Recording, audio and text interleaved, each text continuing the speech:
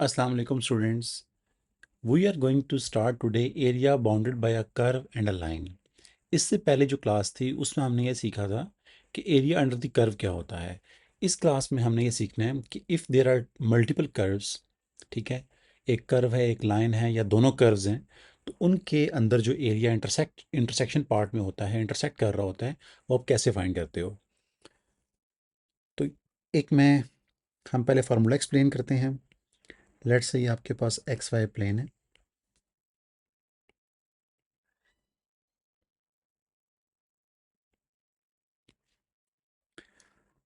and we have a curve like this.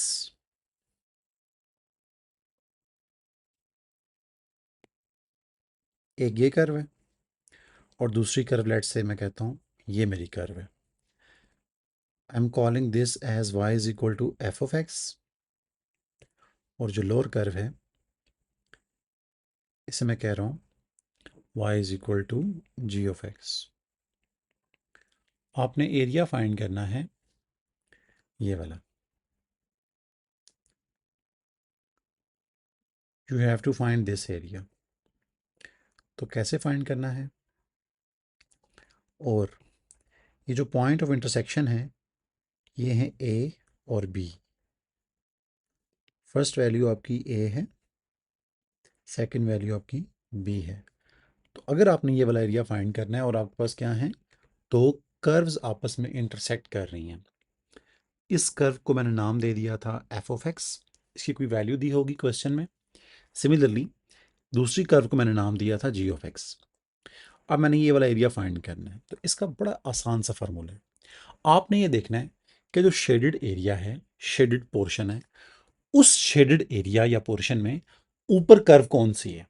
ठीक है, अब इस हमारे केस में जो ऊपर वाली कर्व है वो this is the G of X. ठीक है, और नीचे कर्व कौन सी है, ये वाली है। तो फार्मूला पता है क्या होगा, फार्मूला होगा इंटीग्रल अपर वाली कर्व ऊपर वाली कर्व माइनस नीचे वाली curve.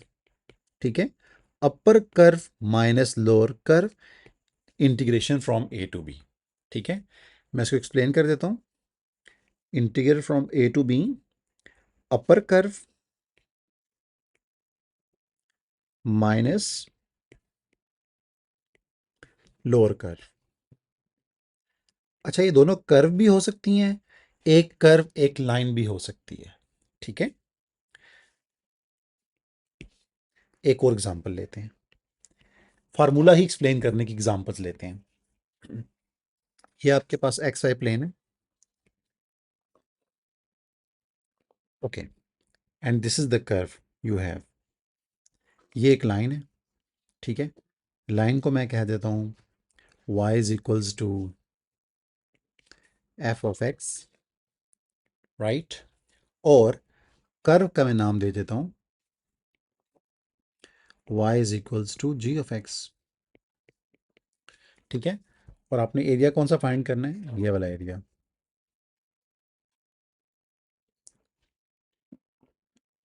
Similarly point of intersection में ये दो वर्टिकल लाइंस ड्रॉ करें। ठीक है, पहला पॉइंट ए ले लें, दूसरा पॉइंट बी ले लें।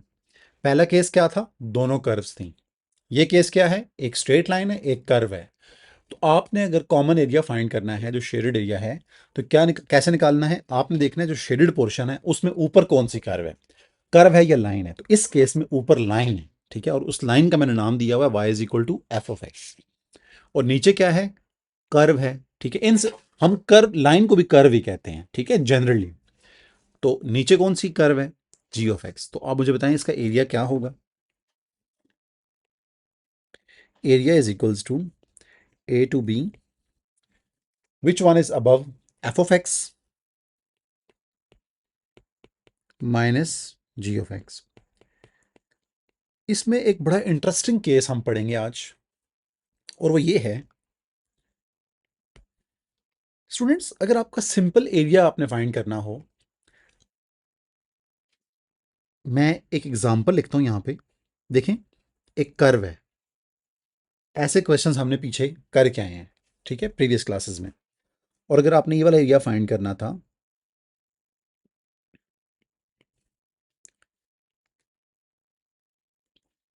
तो ये दोनों एरियाज निकालने का डिफरेंट वे थे, क्या था? ठीक है, इसको मैं कह देता हूँ एरिया नंबर 2, इसको मैं कह देता हूँ एरिया नंबर 1। ठीक है, और इन पॉइंट्स को हम नाम दे देते हैं ए, बी, सी। तो हम ये पढ़ के आए थे कि आपने जब A1 निकालना है, A1, तो आप इसको अलग निकालेंगे। आपने ये नहीं करना, you will not do like this. कैसे? Total area,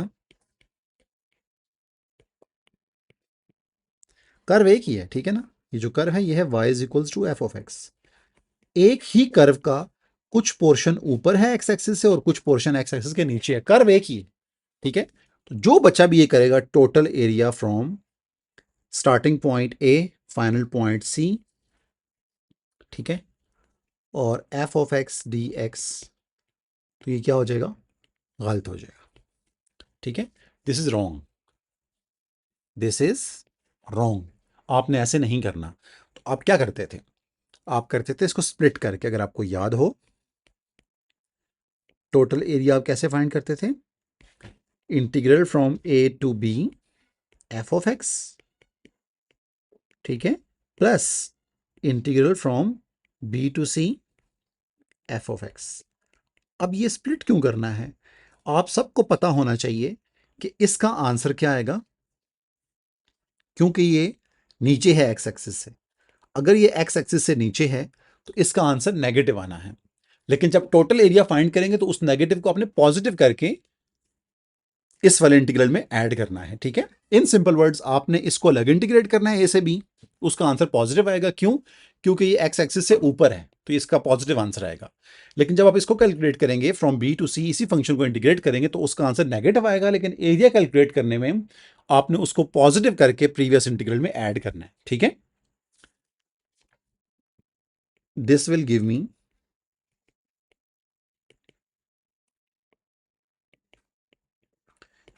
this will give us negative answer, and we make it positive, then add it to previous integral। ठीक है,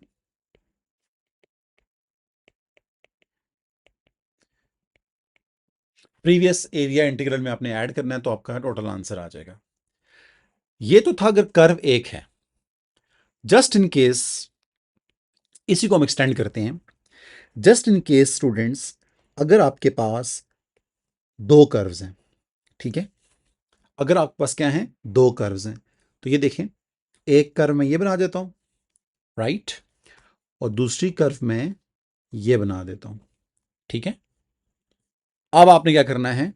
अब देखें, आपने एरिया फाइंड करना है फ्रॉम ए टिल बी। मैं बता भी देता हूं कौन सा फाइंड करना है आपने। This is A, this is B. आपने ये वाला एरिया फाइंड करना है।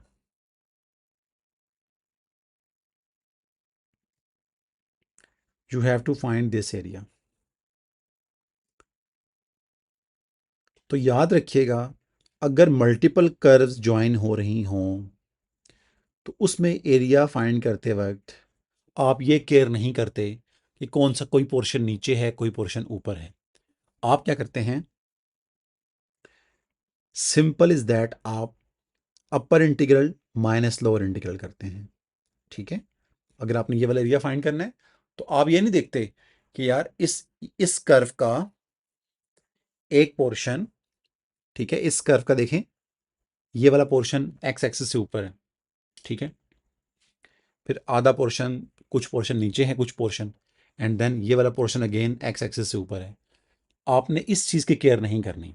ठीक है, आपने क्या करना है, पिंक वाली इक्वेशन को मैं नाम दे रहा हूं y is equals to F of X, और दूसरी वाली को मैं नाम दे रहा हूं y is equals to G of x.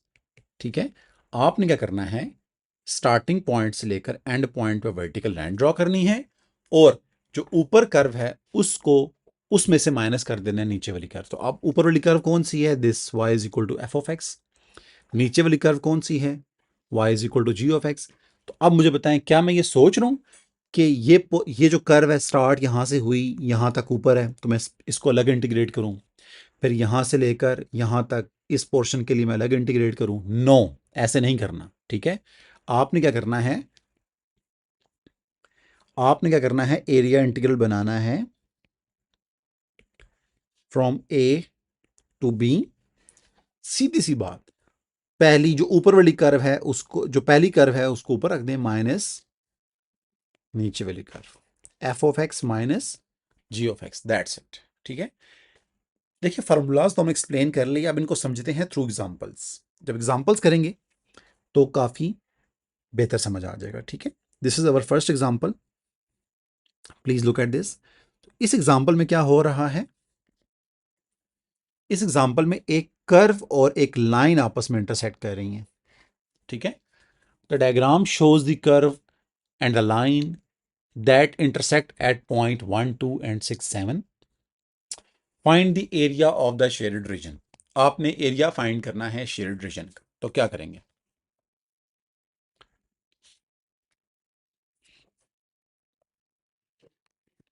क्या करेंगे सबसे पहले,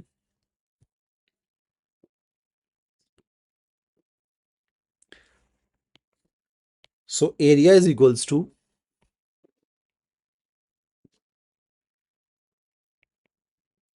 इंटीग्रल फ्रॉम, इसको जूम कर लें, देखें यहां से स्टार्ट हो रहा है और यहां पे एंड हो रहा है ना, तो वर्टिकल लाइन ड्रॉ करें, तो वैल्यू क्या है 1, नेक्स्ट क्या है 6। तो आप क्या करेंगे, ऊपर कर, ऊपर क्या है, ऊपर है कर्व, नीचे क्या है लाइन, तो आप क्या करेंगे, area is equals to 1 till 6, ऊपर है आपकी curve which is minus X square plus 8x minus 5, इसमें से आप माइनस कर दोगे किसको, लाइन को, which is y is equal to X plus 1। तो आप, ठीक है, कर्व में से आपने लाइन को माइनस कर देना है।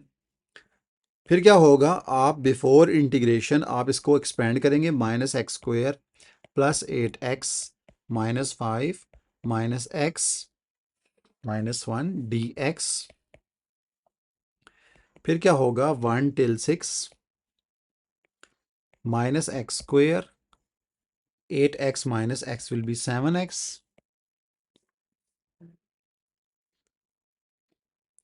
and then minus 6 dx।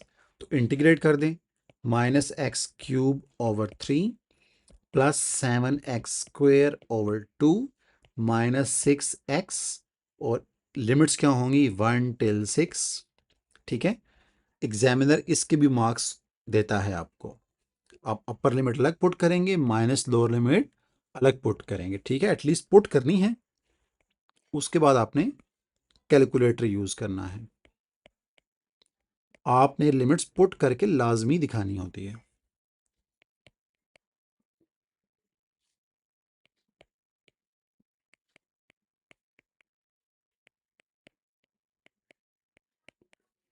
Upper limit का आंसर आएगा, कैलकुलेटर एफिशिएंटली यूज करें, minus 6 cube divided by 3 plus 7 times 36 divided by 2 which is 18 and minus 36। तो पहले इंटीग्रल का आंसर आ रहा है 18, पहले अपर लिमिट का, माइनस लोअर लिमिट का देखते हैं, तो माइनस 1/3, कुछ मेंटल मैथ भी कर लें साथ साथ, प्लस 7 डिवाइडेड बाई 2 माइनस 6, तो ये आ रहा है -17/6। ठीक है, तो क्या आ जाएगा, 18 प्लस 17 डिवाइडेड बाई 6, तो this will be 125 divided by 6,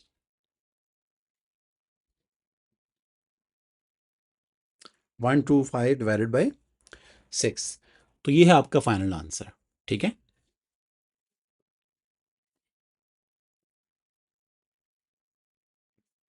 ये देखें ज़रा, ये मैं आपको एक्सप्लेन कर रहा था कि जब दो कर्व्स या एक लाइन या एक कर्व आपस में इंटरसेक्ट करती हैं, then you don't need to care about it कि कौन सा पोर्शन एक्स एक्सिस से ऊपर है, कौन सा नीचे है। आपने ओवरऑल एरिया देखना है, ठीक है। ओवरऑल एरिया में अगर आप इस कर्व, इस जो डायग्राम है उसको गौर से देखें, तो ये वर्टिकल लाइंस ड्रॉ करें आप, यहाँ पे दो वर्टिकल लाइंस ड्रॉ करें स्टार्ट और एंड में। ऊपर क्या चीज है? ऊपर है लाइन, ठीक है। ऊपर क्या है? लाइन। तो लाइन है ये विच इज अबव, और नीचे क्या है? कर्व। तो सिंपल सी बात है, आपने क्या करना है, आपने लाइन में से कर्व को माइनस कर देना है, ठीक है। लाइन में से आपने कर्व को माइनस कर देना है। तो क्या करेंगे? Area is equals to 1 till 7। ऊपर क्या चीज थी? लाइन। तो 2x-9 माइनस नीचे क्या थी? कर्व। तो X square minus 6x-2 dx, bracket close. तो before integrating you need to simplify it. So minus x square plus 6x plus 2 dx. So 1 till 7. This will be minus x square plus 8x minus 7 dx. Integrate कर लें, minus x cube over 3 plus 4x square minus 7x. Limits of integration, ठीक है। मैं लिख नहीं रहा, लेकिन आपने पुट करके लाजमी दिखानी है। मैं कैलकुलेटर को यूज करूंगा।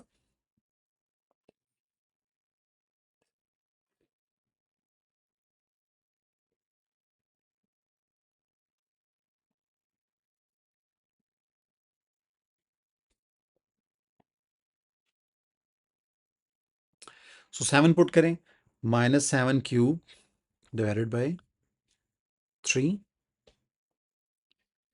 Plus 4 times 49 minus 7 times 7 is actually 49 again. So this is upper limit, which is 98 over 3, minus lower limit.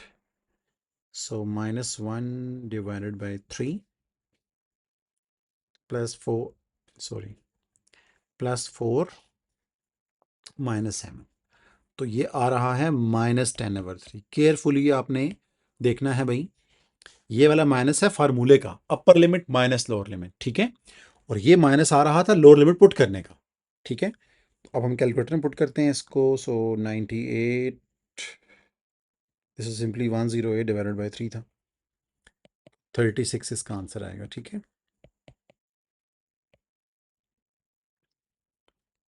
Okay,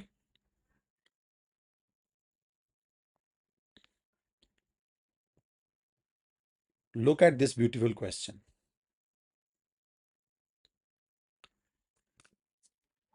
अच्छा, आप जो वेल नोन शेप्स होती हैं उनको भी आप यूज कर सकते हैं। जैसे कि हमने एक प्रीवियस क्वेश्चन किया था, यहाँ पे एक क्वेश्चन मैंने किया है।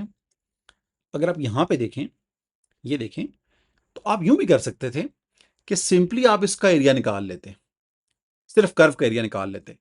तो कर्व का एरिया का मतलब यह है कि आप इसको 1 से लेकर 6 तक इंटीग्रेट करते। तो इन दैट केस कर्व के नीचे 1 से 6 वर्टिकल लाइंस के दरमियान जो कुछ भी है वो सारा आ जाता, ठीक है। मैं यहां लिख के बता देता हूं आपको। और क्या आप करते, आप इसको इंटीग्रेट करते 1 से 6 तक, किसको? सिर्फ कर्व को।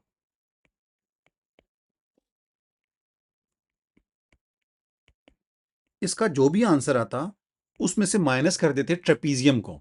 अब ट्रेपीजियम का एरिया क्या है? ट्रेपीजियम का एरिया है 1/2 ए प्लस बी। ए प्लस बी का मतलब होता है सम ऑफ पैरेलल साइड्स, ठीक है। अब इन साइड्स का मतलब क्या है? ये हाइट्स। तो पहले ये वाली हाइट क्या होगी? ये 6 आप पुट करेंगे कहाँ पे? इधर। तो ये हाइट आ रही है 7, और इस हाइट का मतलब है ये 1 आप पुट करेंगे इधर। तो ये क्लियरली आप देख सकते हो ये हाइट 2 आ रही है। तो ये आंसर आएगा 2 + 7 into distance between two parallel sides, ठीक है। तो ये टोटल 6 है और ये 1 है, तो डिस्टेंस बेसिकली क्या आएगा यहाँ से यहाँ तक? ये आएगा 5। सो ठीक है, तो आपने ऐसे करना था। So 1/2 into sum of parallel sides, so 2 + 7 times 5। तो इसका भी एग्जैक्टली वही आंसर आता है जो आपने थ्रू इंटीग्रेशन किया था, तो ये 125/6 ही आएगा इसको, 125/6। तो आपकी जो वेल नॉन शेप्स होती हैं आपने उनके एरियाज भी यूज कर सकते हैं, जरूरी नहीं है कि आप इंटीग्रेशन ही करते रहें हर वक्त। अब आपने शेडेड एरिया को टारगेट करना है, ठीक है। तो क्या करेंगे, देखें, आप इस कर्व को इंटीग्रेट कर दें कहाँ से कहाँ तक। ये पहली वर्टिकल लाइन है, ये दूसरी वर्टिकल लाइन है। तो अगर आप इसको 0 से लेकर 4 तक इस कर्व को इंटीग्रेट करते हैं तो क्या होगा, इस कर्व के नीचे एक्स एक्सिस तक इन दो वर्टिकल लाइंस के दरमियान सारा कुछ एरिया आ जाएगा। तो क्या मतलब हुआ, ये सारा एरिया आ जाएगा। करो, ये सारा एरिया आ जाएगा, ठीक है। बट ये तो रिक्वायर्ड नहीं है, तो फिर आप क्या करेंगे, इस रेक्टेंगल इस रेक्टेंगल के एरिया को सब्ट्रैक्ट करेंगे उस शेडेड में से। तो हम यही करने जा रहे हैं, इसी को हम प्रोसीड करेंगे आगे।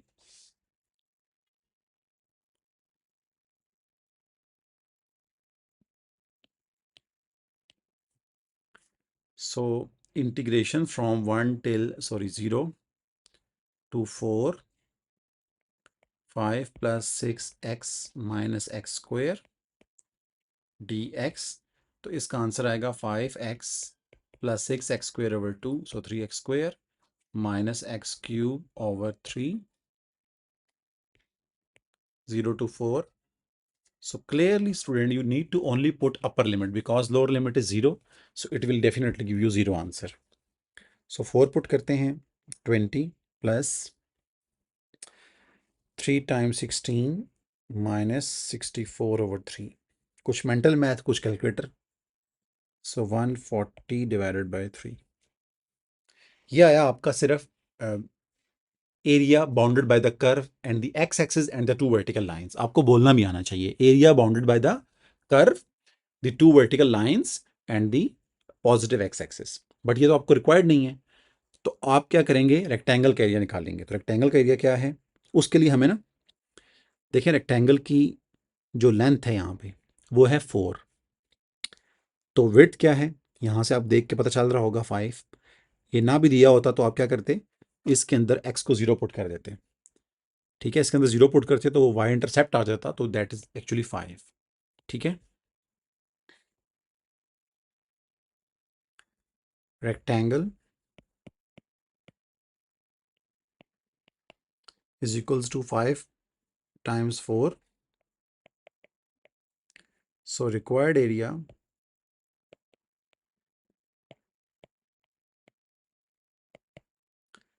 (140/3 - 20). So this will be 80/3 if I'm not wrong. The last question is this one. This is our last question of this class. आपने शेडेड एरिया फाइंड करना है, उसके लिए आपको first of all intersection points find करने पड़ेंगे, ठीक है। तो what we will do, we will equate both curves, x - 3 square is equals to 2x - 3। Question कौन सा था, साथ साथ आंसर भी देखते हैं इसका। क्वेश्चन नंबर 1 था,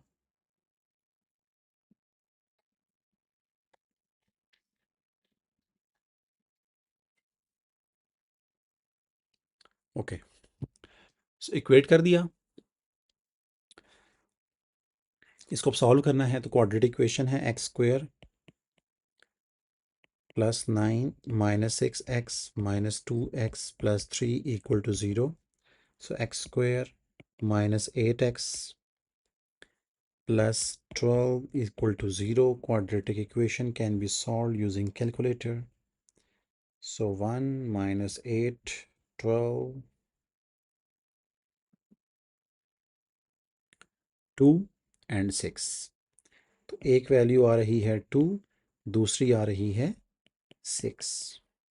ठीक है, तो हम क्या करेंगे, let's draw two vertical lines. ये वर्टिकल लाइन है और दूसरी वर्टिकल लाइन विजिबल नहीं है लेकिन ये है। ठीक है, तो ये है आपका 6, ये है आपका x इज इक्वल टू 2। बड़ी वाली वैल्यू आगे होगी और जो स्मॉलर वैल्यू वो पहले लिखनी है आपने। ठीक है, तो मैंने क्या बताया था, एरिया इंटीग्रल कैसे निकालना है। एरिया होगा, अपर कर्व क्या है, अपर लाइन है, तो आपने क्या करना है, 2 till 6, अपर इज लाइन। ठीक है, 2x minus 3, lower is curve x minus 3 का whole square. Now it's up to you, either you expand it just like I did. चले हाँ कर देते हैं एक्सपेंड करके। वैसे तो हम इसको इंटीग्रेट भी कर सकते हैं, we know the formula, but इसको हम एक्सपेंड करते हैं, शायद वो ज़्यादा इजी लग रहा है मुझे। So 2 to 6, 2x minus 3 minus X square, A square plus B square minus 2ab। Identity लगाएं, so just open brackets, 2 to 6, 2x minus 3, so 2x minus 3 minus x square minus 9 plus 6x, 2 to 6 minus x square plus 8x,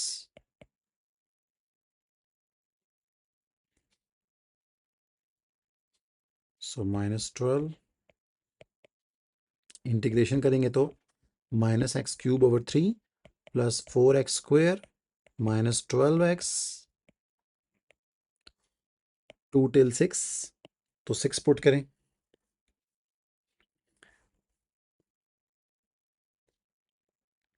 minus 6 cube divided by 3 plus 4 times 36 minus 12 times 6. What? 0? Wow. Minus 2 put करना है. So minus 8 over 3 plus 4 times 4 minus 24. So this is going to be minus 32 over 3. So 32 over 3 is my final answer. Right? So students, this is the end of our class. Next class के अंदर भी हम इसके कुछ questions और practice करेंगे, थोड़े complicated, ताकि हमें ये टॉपिक अच्छे से आ जाए। ठीक है, आफ्टर दैट हमने वॉल्यूम ऑफ रेवोल्यूशन स्टार्ट करना है। That is very very important. Even her exam के अंदर पहला पार्ट होता है एरिया फाइंड करें, दूसरा होता है वॉल्यूम ऑफ रेवोल्यूशन फाइंड करें। ठीक है, उसके बाद हम इम्प्रॉपर इंटीग्रल पढ़ेंगे, 2 या 3 क्लासेस हमारी और होंगी, हमारी बुक से चैप्टर एंड हो जाएगा, देन हम इसकी पेपर प्रैक्टिस करेंगे। टिल देन, अल्लाह हाफिज़।